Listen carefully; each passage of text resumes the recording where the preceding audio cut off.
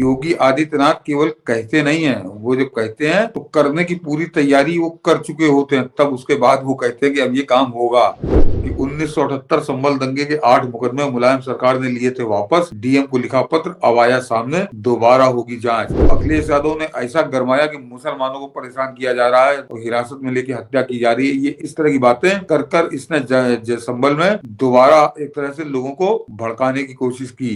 इनके इस मातम करने से, इनके इस दबाव बनाने से, अपराधियों के पक्ष में दबाव बनाने से, आतंकवादियों के पक्ष में दबाव बनाने से, दंगाइयों के पक्ष में दबाव बनाने से उत्तर प्रदेश सरकार टस से मस नहीं हो रही।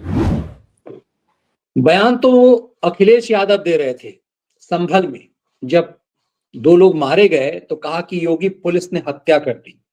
वहां के एक डीएसपी को सूली पे चढ़ा देना चाह रहे थे, क्योंकि आजम खान को और अखिलेश यादव को उस डीएसपी से बड़ी ईर्ष्या थी।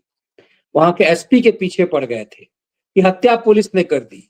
अब योगी पुलिस ने भीड़ से उस हत्यारे को निकाल लिया तो पूरी तरह से समाजवादी पार्टी, अखिलेश यादव, जियाउर रहमान वर्ग सब पे चुप्पी लग गई है। लेकिन संभल का भयावह सच ये देश को पता ही नहीं था कि संभल में क्या कुछ हुआ। सुप्रीम कोर्ट की तरफ से ले आए कि नहीं नहीं सर्वे नहीं होगा, कि नहीं नहीं अब कोई बुलडोजर नहीं चलेगा, तो सब मौन हो गया, चलो हम संभल वाला पाप भी छुपा लेंगे और पूरे सूबे से पाप छुपा लेंगे। लेकिन योगी ने तो पूरा जुगाड़ कर दिया। 1978 में जो दंगा हुआ था उसकी जांच की रिपोर्ट, अब तो ये भी सामने आया कि अखिलेश ही नहीं, अखिलेश के अब्बा जान ने क्या पाप किया था अपराधियों को छुट्टा छोड़ने के लिए। और यही वजह है कि पूरा संभल जो है जलता रहा और हिंदुओं को कश्मीर की तरफ, मतलब कश्मीर की तो खूब चर्चा होती है कि कश्मीर में 91 में जो है कैसे हिंदुओं को भगाया गया, लेकिन संभल में उससे पहले सब कुछ हुआ ये हमें बताया ही नहीं गया। मनीष जी इस खबर पे आए, लेकिन ये खबर शुरुआत में ही एक बात और बता देती है योगी आदित्यनाथ के विषय में। योगी आदित्यनाथ केवल कहते नहीं है, वो जब कहते हैं तो करने की पूरी तैयारी वो कर चुके होते हैं, तब उसके बाद वो कहते हैं कि अब ये काम होगा, तो काम तत्काल शुरू हो जाता है।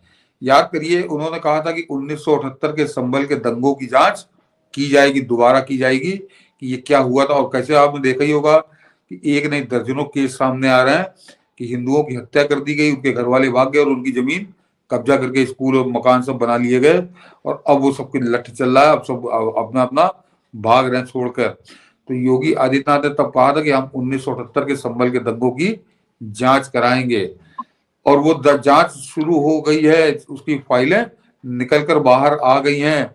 और उसी में से एक जो फाइल बाहर आई है उसने मुलायम सिंह यादव का बड़ा घृणित चेहरा दिखाया है, बड़ा खतरनाक चेहरा दिखाया, और खासकर हिंदू समाज के लिए तो बहुत ही खतरनाक चेहरा है।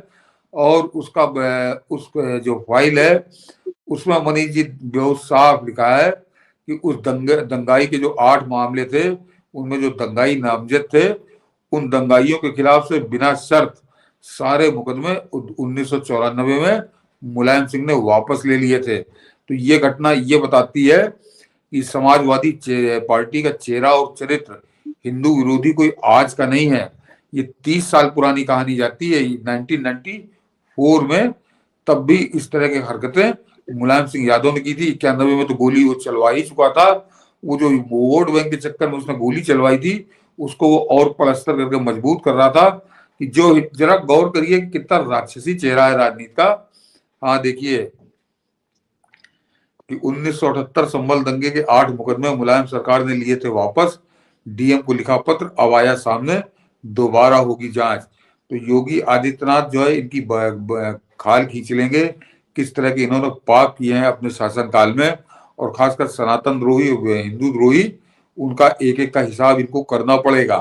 तो इस पर अब जरा गौर करिए कि इस पर अखिलेश यादव कुछ नहीं बोल रहा कि हमारे बाप ने ये मुकदमे दंगाइयों के ऊपर से वापस क्यों ले लिए थे, इन दंगाइयों से उसका क्या रिश्ता था, इन दंगाइयों का समाजवादी पार्टी से क्या रिश्ता है, कौन सा रिश्ता है, और क्यों बड़े एक दूसरे के करीबी हैं। तो ये तो थी मुलायम सिंह के यादव के पाप की बात।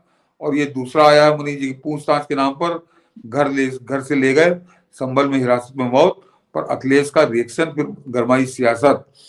अब जरा ये गौर करिए कि वहां पर बहुत बुरी तरीके से यूपी पुलिस जो दंगाई है संभल के, उनके खिलाफ एक्शन चल रहा है, गिरफ्तारियां हो रही हैं, पकड़े जा रहे हैं, हत्यारे पकड़े जा रहे हैं। और उसी दौरान वहां पे मनीष जी एक घरेलू विवाद आ गया।